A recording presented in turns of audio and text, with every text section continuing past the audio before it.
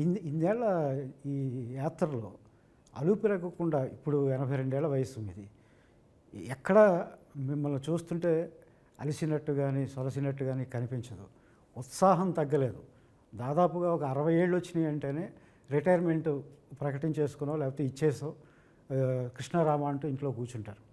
మీ ప్రస్థానం, మీ ఉత్సాహం చూస్తూ ఉంటే ఎక్కడి నుంచి వస్తుంది సార్? అలా అలా కూర్చోకుండా ఇలా చేస్తారే అంటే అడుగుతారా? అదే మళ్ళీ మళ్ళీ మళ్ళీ అడుగుతారా?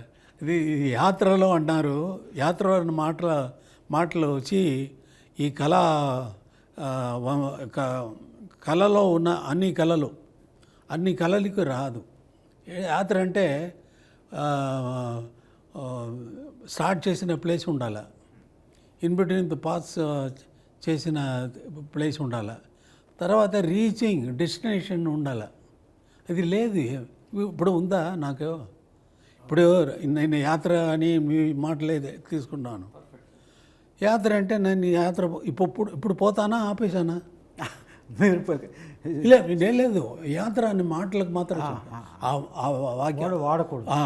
అది దానికి మాత్రం అడుగుతున్నాను. యాత్రానికి డెస్టినేషన్ లేదు. So you should not call this as యాత్ర. ఒక ఈ జర్నీలో ఏం జరిగింది అనేది సరిరాదు, సరిగా ఉండదు. మీకు యాక్చువల్ క్వశ్చన్ వదిలి ఎక్కడెక్కడ వెళ్తున్నారు. సరే, యాక్చువల్గా మీరు ఎప్పుడు చెప్తారు లోకల్లో అంటే మీరు చెప్పిన అన్ని చూస్తే నేనే చెప్పాలా ఏంటంటే బాగా పాండిత్యం ఉన్నవాళ్ళు వాళ్ళ గురించి చెప్పాలి కదా. దానివల్ల నేనే చెప్పాలా, లోకంలో నాలాంటి వాళ్ళు లేదే లేదు. ఇంకా రారా అంటే వస్తారా అంటే రారండి. ముందే మీలాంటి వాళ్ళు వచ్చారా అని అంటే లేదు.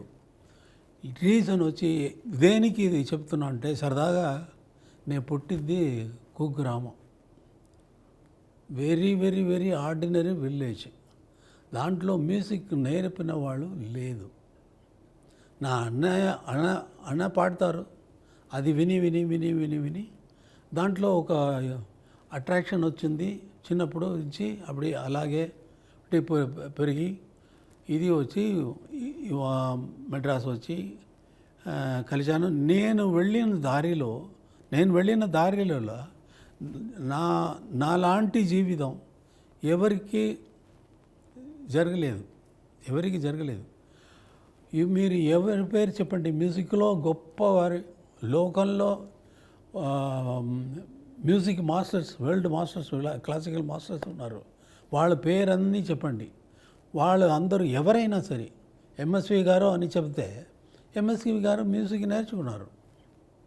ఒకరితో అసిస్టెంట్గా సిఆర్ సుబ్రహ్మణ్యంతో అసిస్టెంట్గా ఉన్నప్పుడే ఇంకా ఎస్ఎంఎస్తో ఇంకా వేరే మ్యూజిక్ డైరెక్టర్తో పాపనాశం శివన్తో ఎన్నో మహానుభావుడు వాళ్ళతో పనిచేసి ఆ ఎక్స్పీరియన్స్ అన్నీ తీసుకొని ఈయన వచ్చి సెపరేట్గా వచ్చారు, నేర్చుకున్నారు, ఆపర్చునిటీ వచ్చింది, ఆయన వర్క్ చేశారు, దాంట్లోనే పని చేసి దాంట్లోనే వచ్చారు. నేను ఎవరితో నేర్చుకున్నాను? లేదు. సో కుగ్రామంలో నుంచి వచ్చి ఇంత దూరం వచ్చి వరల్డ్ మ్యూజిక్ లెవెల్లో వెళ్ళే వాళ్ళు ఎవ్వరూ లేరు. బీథోవన్ 4 years ఉన్నప్పుడే పియానో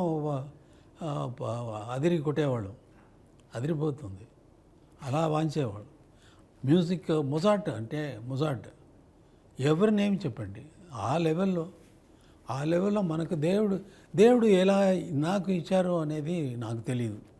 ఇది దేవుడు ఇచ్చిందే కాబట్టి ఆర్డినరీ మనిషి వచ్చి మనం ఏదో అనుకొని ఏదో మ్యూజిక్ నేర్చిన మ్యూజిక్ మాత్రమే రిపీట్ చేసి కర్ణాటక కచేరీ చేసిన ప్రోగ్రామ్ చేసిన వాళ్ళు ఎక్కువ ఉన్నారు. నేర్చుకున్న పాట కదా వాళ్ళు పాడేది. అక్కడ వాళ్ళే క్రియేట్ చేసి పాడింది కాదు, క్రియేట్ చేసి పాడేది అక్కడ రాగంగా పాడినప్పుడు మనోధర్మంగా ఏదైనా పాడతారు. బట్ సాలిడ్గా తానే పాడిన తర్వాత అది కరెక్టా, అలాగే ఇంకొకరు ఫాలో చేస్తారా, ఒక గ్రూప్ ఆఫ్ పీపుల్ ఫాలో చేస్తారా అంటే, దేశంలో అందరూ మ్యూజిక్ తెలిసిన వాళ్ళందరూ అదే ఫాలో చేస్తున్నారా అంటే లేదు. భీమ్సేన్ జోషి పాడుతున్నారు, అది అలాగే పాడతారా, వచ్చే వాళ్ళందరూ పాడరు. అటువంటి వెరీ డిఫికల్ట్ ఫీల్డ్ అది. మ్యూజిక్ అనేది గొప్పది, చాలా గొప్పది.